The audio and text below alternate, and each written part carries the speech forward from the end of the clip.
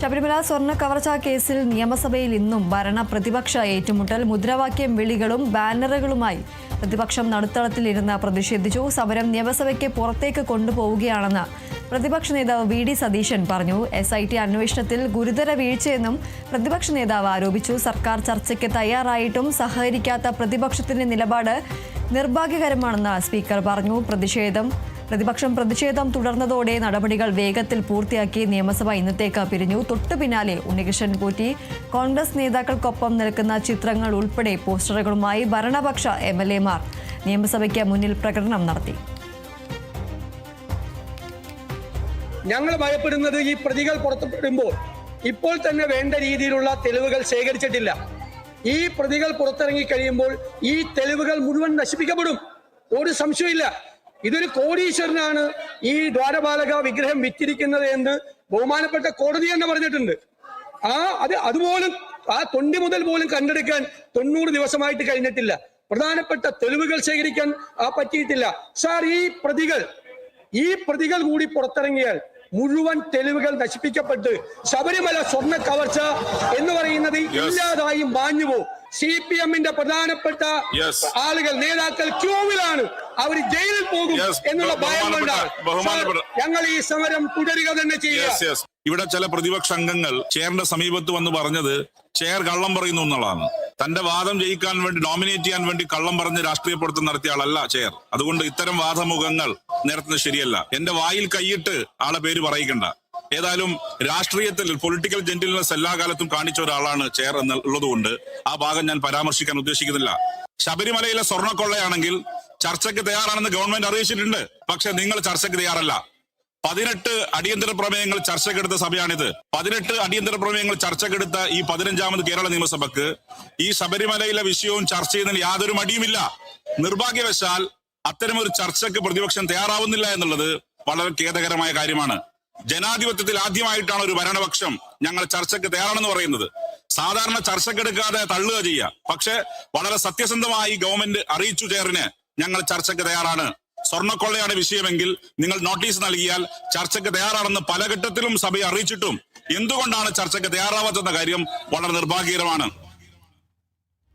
വിവരങ്ങളുമായി ഡി ബിനോയ് ചേരുന്നു. ബിനോയ്, ഇന്നും ഈ ഒരു ശബരിമല സ്വർണ്ണ കവർച്ച തന്നെയാണ് പ്രതിപക്ഷം നിയമസഭയിൽ ഉന്നയിച്ചത്. ഈ ഒരു ചർച്ചയ്ക്ക് ഭരണപക്ഷം തയ്യാറാണ് എന്ന് സ്പീക്കർ പറയുമ്പോഴും ഈ ഒരു പ്രതിഷേധവുമായി മുന്നോട്ട് പോകാൻ തന്നെയാണ് പ്രതിപക്ഷത്തിന്റെ തീരുമാനം. അതുപോലെ തന്നെ ഈ ഒരു ഉണ്ണികൃഷ്ണൻ പോറ്റിയോടൊപ്പമുള്ള കോൺഗ്രസ് നേതാക്കളുടെ ചിത്രങ്ങൾ ഉൾപ്പെടെ പോസ്റ്ററുകളുമായാണ് ഭരണപക്ഷ MLA-മാർ നിയമസഭയ്ക്ക് മുന്നിൽ പ്രകടനം നടത്തിയിരിക്കുന്നത്. കൂടുതൽ വിവരങ്ങൾ എന്തൊക്കെയാണ്?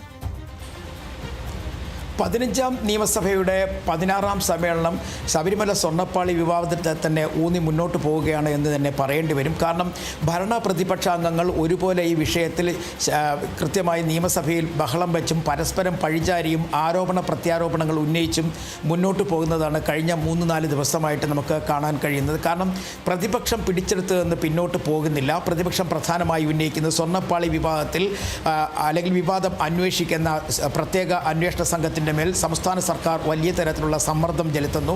ഈ സമ്മർദ്ദ തന്ത്രത്തിൻ്റെ ഭാഗമായിട്ടാണ് കേസുമായി ബന്ധപ്പെട്ട പ്രധാന കക്ഷികളെല്ലാം തന്നെ ജാമ്യം ലഭിച്ച് പുറത്തേക്ക് വരുന്നത്. കുറ്റപത്രം നൽകാനോ അല്ലെങ്കിൽ തൊണ്ടി മുതൽ കണ്ടെത്താനോ കഴിയാതെ പ്രത്യേക അന്വേഷണ സംഘം മുന്നോട്ട് പോയിക്കൊണ്ടിരിക്കുന്ന സാഹചര്യത്തിൽ ഈ സംഭവവുമായി ബന്ധപ്പെട്ട് അറസ്റ്റ് ചെയ്ത് ജാമ്യത്തിലേക്ക് ഇറങ്ങപ്പെടുന്ന ആളുകൾ പുറത്തെത്തിക്കഴിഞ്ഞാൽ വലിയ തരത്തിലുള്ള കേസ് അട്ടിമറിക്ക് ഒരു നീക്കം നടത്തും. അതുകൊണ്ട് തന്നെ ഇത് അംഗീകരിക്കാനാകില്ല എന്ന നിലപാടിൽ ഉറച്ചു നിൽക്കുകയാണ് പ്രതിപക്ഷം. അതിൻ്റെ ഭാഗമായിട്ട് പ്രതിപക്ഷം ഇന്നും നടുത്തളത്തിൽ ഇറങ്ങി സ്പീക്കറുടെ ഡയസിന് മുന്നിലെത്തി നിന്നുകൊണ്ട് പ്ലക്കാർഡുകൾ ഉയർത്തി വലിയ തരത്തിൽ മുദ്രാവാക്യം വിളിച്ചു. ഇതിനെ ചെറുക്കുന്നതിന് വേണ്ടി അല്ലെങ്കിൽ ഇതിനെ ചെറുത്തു തോൽപ്പിക്കുന്നതിന് വേണ്ടി ഭരണപക്ഷത്തെ മന്ത്രിമാരും കഴിഞ്ഞ ദിവസത്തെ പോലെ തന്നെ അരയും മെയ്യും മുറുക്കി രംഗത്തെത്തുന്ന കാഴ്ചയും ഇന്ന് കാണുവാൻ കഴിഞ്ഞിരിക്കുന്നു.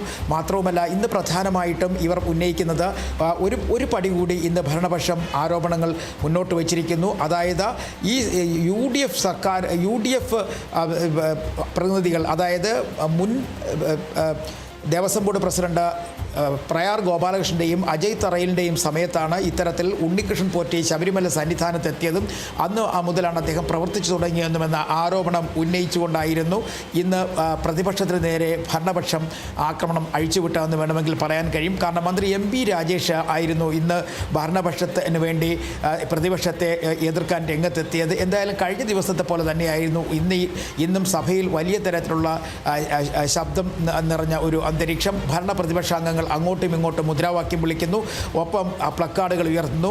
അതേസമയം ഭരണപക്ഷം ഇന്ന് ഒരു പടി കൂടി മുന്നോട്ട് പോയിട്ട് ചില ചിത്രങ്ങളടങ്ങിയ പ്ലക്കാർഡുകളാണ് സോണിയാഗാന്ധിയും UDF കൺവീനർ അടൂർ പ്രകാശും ഉൾപ്പെടെയുള്ളവർ ഉള്ള ചിത്രങ്ങൾ നിയമസഭയിൽ ഉയർത്തി കാണിച്ചു. ഒപ്പം തന്ത്രിയും പ്രയാർ ഗോപാലകൃഷ്ണനുമായി നിൽക്കുന്ന ചിത്രങ്ങൾ ഉയർത്തി കാണിച്ചും ഒക്കെയായിരുന്നു ഇന്ന് ഭരണപക്ഷം പ്രതിപക്ഷത്തിൻ്റെ ആക്രമണത്തെ ചെറുത്തത്. എന്തായാലും ഈ അങ്ങോട്ടും ഇങ്ങോട്ടുമുള്ള ആരോപണ പ്രത്യാരോപണങ്ങൾ നടക്കുന്നതിന് ഇടയിൽ തന്നെ പ്രതിപക്ഷ അംഗങ്ങൾ സഭ വിട്ട് പുറത്തേക്ക് പോവുകയും ആദ്യം ഡയസിന് മുന്നിൽ ഇരുന്ന് പ്രതിഷേധിച്ചു. അതിനുശേഷം പിന്നീട് സഭാ ബഹിഷ്കരണത്തിലേക്ക് കടന്നു. അതേസമയം ഭരണപക്ഷമാകട്ടെ കഴിഞ്ഞ ദിവസത്തെ പോലെ തന്നെ ഭരണപക്ഷ അംഗങ്ങൾ എല്ലാം തന്നെ ഈ പ്ലക്കാർഡുകൾ ഉയർത്തിപ്പിടിച്ചുകൊണ്ട് പ്രധാന കവാടത്തിന് വെളിയിലെത്തിയതുകൊണ്ട് മാധ്യമങ്ങളെ കാണുകയും ചെയ്തു. ഇത് ഏകദേശം 18ഓളം അടിയന്തര പ്രമേയങ്ങൾ ചർച്ച ചെയ്ത ഒരു സർക്കാരാണ് ഇപ്പോൾ സംസ്ഥാനം ഭരിക്കുന്നത്. ആ സർക്കാർ ഈ വിഷയത്തിൽ ചർച്ചയ്ക്ക് തയ്യാറായിട്ട് പോലും പ്രതിപക്ഷം ഒളിച്ചോടുന്ന ഒരു സമീപനമാണ് സ്വീകരിക്കുന്നതെന്ന് മന്ത്രി MP രാജേഷും സ്പീക്കറും ഉൾപ്പെടെയുള്ളവർ പറയുന്നു. കാരണം ഈ വിഷയം ചർച്ച ചെയ്യപ്പെട്ട് കഴിഞ്ഞാൽ പ്രതിപക്ഷത്തിന് വലിയ തരത്തിലുള്ള തിരിച്ചടി ഉണ്ടാകും.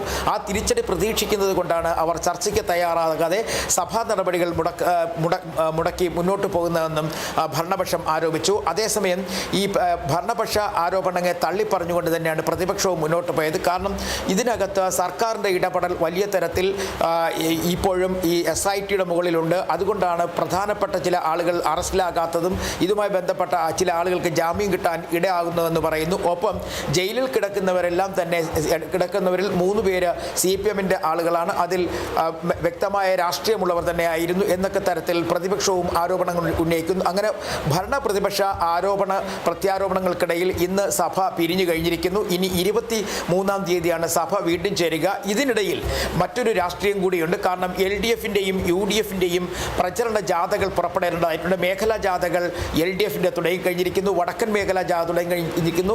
LDFൻ്റെ മധ്യ കേരള ജാഥ 6-ാം തീയതി തുടങ്ങും. അങ്ങനെ ഈ മേഖലാ ജാഥകളെല്ലാം തന്നെ തുടങ്ങാനിരിക്കുന്ന ഒരു സാഹചര്യം. അതിനിടയിൽ നിയമസഭാ സമ്മേളനങ്ങൾ നടന്ന് മുന്നോട്ട് കൊണ്ടുപോകാൻ കഴിയില്ല എന്ന് രാഷ്ട്രീയ പാർട്ടികൾക്ക് തന്നെ അറിയാം. അതുകൊണ്ടാണ് ഈ മാസം 23 വരെ നിയമസഭയ്ക്ക് താൽക്കാലികമായ ഒരു അവധി നൽകിക്കൊണ്ട് ഇനി എല്ലാവരും അവരുടെ മേഖലാ ജാഥകളുമായി ബന്ധപ്പെട്ട് മുന്നോട്ട് പോകുന്നത്. നാളെയാണ് പ്രതിപക്ഷ നേതാവ് നയിക്കുന്ന ജാഥ കാസർഗോഡ് നിന്നും തുടങ്ങുന്നത്.